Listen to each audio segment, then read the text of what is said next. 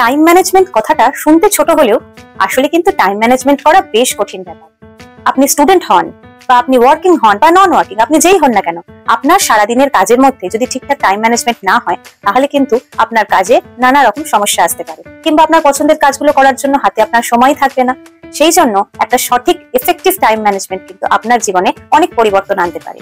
আজ আপনাদেরকে টাইম ম্যানেজমেন্টের এরকমই 3টে ট্রিক আমি বলবো, যেগুলো আপনারা ফলো করে আপনাদের জীবনে অনেক পরিবর্তন আনতে পারেন। Trick number 1, energy match. সারাদিনের কাজের মধ্যে যে সময় আপনি সব থেকে বেশি এনার্জেটিক ফিল করেন, সেই সময় যে কাজগুলো আপনার অপছন্দের সেই কাজগুলো করুন। এর ফলে কি হবে, আপনি এনার্জেটিক থাকার জন্য আপনার অপছন্দের কাজগুলো অনেক তাড়াতাড়ি কমপ্লিট হয়ে যাবে। টিপ নাম্বার 2, 10% রুল।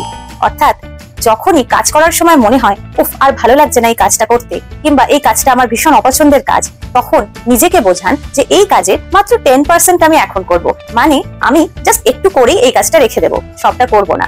এর ফলে আপনি অনেক রিল্যাক্সড ফিল করবেন এবং দেখবেন যেই আপনি কাজটা শুরু করলেন তখনই মনে হবে একটু করার পরে বাকিটাও শেষ করে ফেলি। টিপ নাম্বার 3, নাইট রিফ্লেকশন।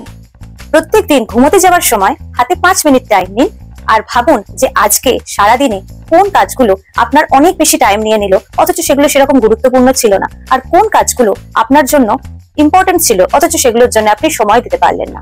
এই সেলফ অ্যানালিসিসটা প্রত্যেকদিন যখন আপনি করবেন তখন আপনার পরের দিনের কাজগুলোর জন্য ঠিকঠাক টাইম ম্যানেজমেন্ট করা অনেক বেশি সুবিধাজনক হয়ে যাবে, কারণ তখন আপনি বুঝতে পারবেন কোনগুলো আপনার প্রয়োজনীয় কাজ আর কোনগুলো অপ্রয়োজনীয় অথচ বেশি সময় নিচ্ছে। যদি আমার এই ভিডিও আপনাদের ভালো লেগে থাকে তাহলে অবশ্যই একটা লাইক করবেন এবং ভিডিওটিকে শেয়ার করবেন, আর আমার চ্যানেলটিকে সাবস্ক্রাইব করে রাখবেন এই চ্যানেলে এই ধরনের ভিডিও যাতে আপনারা আরো পেতে পারেন।